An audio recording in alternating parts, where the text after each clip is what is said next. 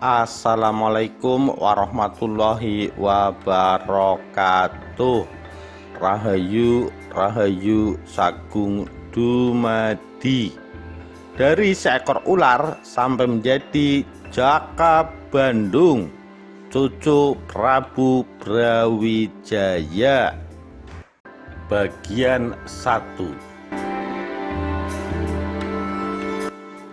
Diceritakan dalam kisah Babet Tanah Jawa bahwa setelah beberapa bulan menikah, Putri Dyah Kasmala pun mengandung.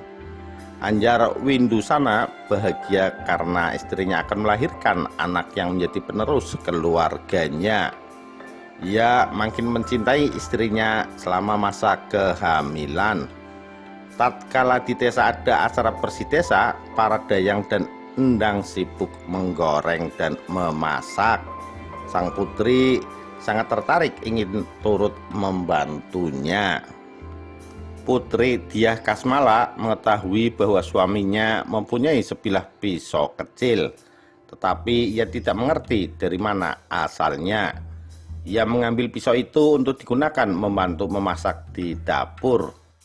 Pisau itu disarungkan ke dalam buluh gading yang dibentuk sebagai kepala ular dan dijadikan kenang-kenangan waktu istrinya belum disusulkannya.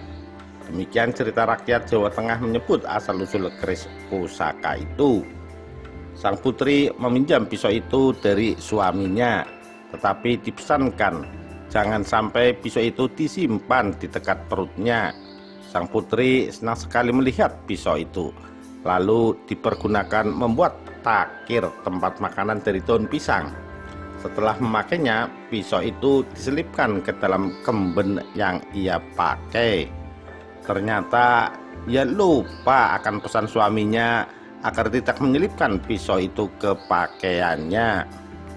Waktu ia teringat hal itu, dengan segera pisau diambilnya.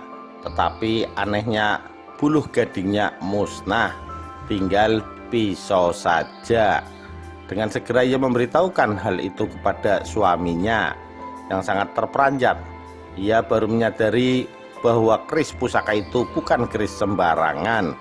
Jika dipakai oleh seorang wanita, maka kerangka keris itu akan ikut masuk ke dalam kandungan wanita yang memakainya dan menyebabkan kehamilan. Anjar Windusana mengerti kehendak sang dewata. Ia pasrah terhadap apapun keadaan yang nanti akan terjadi kepada keluarganya. Ketika tiba waktunya, sang putri melahirkan bayi berupa ular dengan sirip pancawarna. Sang ibu sangat terkejut hingga menemui ajalnya pada saat itu juga. Sang resi sangat iba hatinya, bercampur dengan rasa rindu dan takut. Dengan segera mengirimkan utusan ke keraton menyampaikan berita duka itu kepada sang raja. Jenazah sang putri lalu disucikan dan dinaikkan ke dalam pancaka, tempat pembakaran mayat. Puji Asmaralaya disertai pembakaran kemenyan menghantarkan sukma sang putri ke alam baka di Hariloka. Setelah upacara pemakaman, sang resi teringat akan putranya yang menambah kesusahannya, sebab ia merasa sangat malu. Cerita rakyat Jawa Tengah ini menyebutkan bahwa sang ular kemudian dibuang oleh ayahnya ke dalam samudra supaya menemukan ajalnya di sana. Namun karena kehendak sang dewata, sang ular makin bertambah besar, seolah-olah dimandikan dengan air gege. Sebentar saja ia telah menjadi besar sekali. Anjar Windusana kemudian mengeluarkan kesaktiannya untuk mengirim anaknya yang berbentuk ular ke samudra. Tiba-tiba datang lahar besar memenuhi jurang yang sangat dalam. Gunung bergerak seperti gempa. Banyak pohon-pohon yang tumbang akarnya. Lumpur panas berhamburan. Alun ombak menderu-deru berbarengan dengan gempa bumi, terpengaruh oleh kekuatan keturunan sang pertapa. Air embun disertai hujan rintik, pohon-pohon bergemuruh suaranya, terserang oleh prahara, hingga sumrahlah sirna sang surya dikalahkan oleh hujan pagi yang merata meliputi gunung besar itu. Sang taksaka atau manusia ular itu hanyut mengikuti aliran air bah. Demikianlah Anjar Windusana menggunakan kesaktiannya untuk menghanyutkan anaknya bersama aliran bah menuju samudra luas. Di tempat yang dalam, anak berbentuk ular itu bertemu dengan Dewi Angin-Angin di tengah samudra. Ia menanyakan kepada sang dewi, siapakah ayah bundanya? Sang dewi menjawab bahwa ayahnya bernama Ajar Windusana, seorang maharsi yang memiliki kesaktian tinggi. Adapun ibunya ialah Dewi Kasmala, putri Maharaja Brawijaya. Ibunya telah meninggal ketika melahirkan dia. Sang taksaka sangat berduka cita mendengar hal riwayat hidupnya. Ia lalu mendarat dari samudra menurut aliran air menuju ke Gunung Merbabu. Di sana ia bertemu dengan Resi Windusana dan menanyakan tentang ayahnya. Sang resi sangat terkejut mendengar pertanyaan seperti di atas. Ia segera mengerti bahwa ular itu putranya sendiri yang dilarung atau dibuang di laut. Dewata telah mentakdirkan Ajar Windusana bertemu kembali dengan anaknya yang berwujud ular. Sang taksaka atau manusia ular itu diakui sebagai anaknya yang diberi nama Naga Baru Kelinting.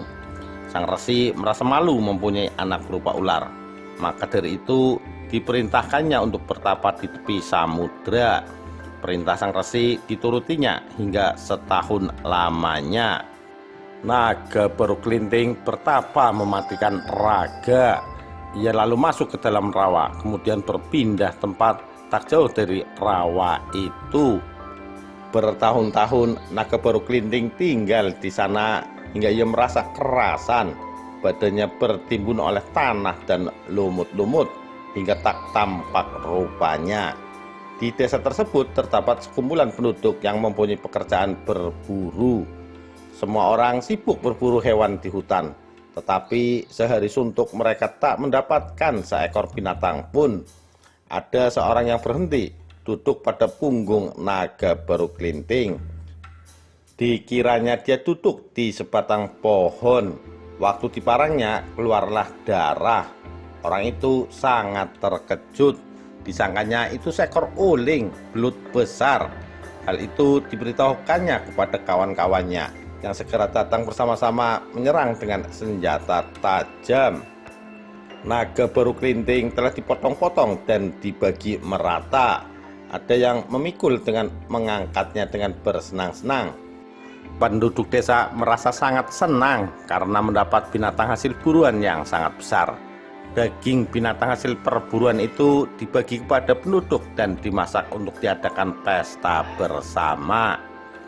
Ketika Sang Wiku Ajar Windusana mendengar bahwa putranya dipotong-potong oleh banyak orang, ia sangat menyesal dan berduka cita karena putranya menemui ajal sedemikian keji caranya. Ia lalu turun ke pedesaan itu untuk menyelamatkan anaknya. Di sana ia menyamar sebagai anak laki-laki berumur 4 tahun dan meminta sepotong daging mentah. Bila ia telah diberi, daging itu hendak dipujanya untuk bisa menghidupkan kembali Naga Baru Kelinting.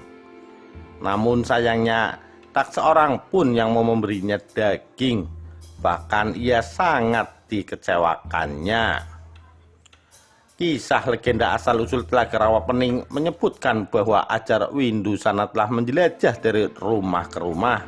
Namun tak ada seorang pun yang menaruh kasihan kepadanya. Akhirnya Sang Ajar tiba di tempat yang sunyi. Di sudut desa terdapat sebuah rumah kecil. Atapnya terdiri dari ranting-ranting dan carang-carang tak teratur sama sekali. Dinding rumah itu dibuat dari anyaman daun kelapa. Berlubang-lubang disulam dengan kelopak bambu dan tumbuh-tumbuhan menjalar merintangi jalan masuk ke rumah itu. Tatkala sang resi masuk ke dalam rumah itu, berjumpalah ia dengan seorang nenek tua yang sedang menanak nasi dan merebus daun kacang. Sang resi lalu bertanya, apa sebabnya nenek itu tidak memasak daging? Dijawabnya bahwa ia tak beranak cucu yang bisa disuruhnya mengambil bagian daging. Dilihatnya Di dinding rumah itu terselip sebatang lidi berkhasiat. Lidi itu diminta sang resi yang berwujud anak kecil. Nenek tua itu mengambil lidi tersebut lalu diberikan kepadanya. Sang resi sangat berterima kasih kepada nenek itu. Ajar Windusana lalu memberi pesan kepada si nenek. Jika ada suara gemuruh, itulah tanda datangnya air bah. Ia harus naik dalam sebuah lesung dengan membawa sebuah entong atau sendok nasi dari kayu sebagai pendayung. Si nenek bertanya dengan suara lemah lembut, "Bagaimana katamu, nak? Engkau mengatakan soal banjir." Dijawab oleh Anjar Windusana, "Mungkin akan terjadi banjir dan nenek harus berjaga-jaga. Selamat tinggal, nenek." Ia lalu keluar membawa lidi khasiat tadi. Si nenek tua hanya bisa terenganga mendengar ucapan anak kecil yang baru dikenalnya itu. Anjar Windusana lalu bermain-main dengan anak-anak banyak. Lidi khasiat ditancapkan di bumi dan dengan suara keras ia berkata, "Aku membuat sayembara. Kalau ada yang dapat mencabut lidi ini boleh memenggal kepalaku. Jikalau tak sanggup, ia harus memberi daging mentah kepadaku sebagai tuah." Banyak anak-anak yang mencoba mencabut lidi berganti-ganti, tapi tak seorang pun yang berhasil. Maka tiap anak harus memberikan sepotong daging mentah sebagai tuah. Kemudian banyak pula orang-orang yang berganti-ganti mencoba mencabutnya juga, tetapi sia-sia belaka. Mereka itu lalu bersama-sama mencabutnya. Tetapi oleh karena sedikit pun tak tergerakkan, sang resi disuruh mencabutnya sendiri. Jika tak dapat, ia akan dibunuhnya. Sang resi memegang lidi itu, diimpitnya sambil melihat ke belakang. Tercabutlah lidi itu dengan sangat mudah. Terdengarlah suara gemuruh, puncak gunung bergerak bagai digoyangkan. Waktu lidi khasiat dicabutnya, keluarlah air mengalir bagai ombak dari muara ke samudera. Pedesaan itu tergenang air semua. Orang-orangnya semua mati tenggelam, tak sempat mengungsi. Desa tempat genangan air itu kini disebut sebagai Telaga Rawapening. Demikian kisah naga baru kelinting, manusia ular dari Gunung Merbabu. Bagaimana nasib naga baru kelinting selanjutnya? Bisakah sang resi kembali menghidupkannya? Kita nantikan kisah selanjutnya. Sekian, terima kasih. Wassalamualaikum warahmatullahi wabarakatuh. Rahayu, Rahayu Sagung Dumadi.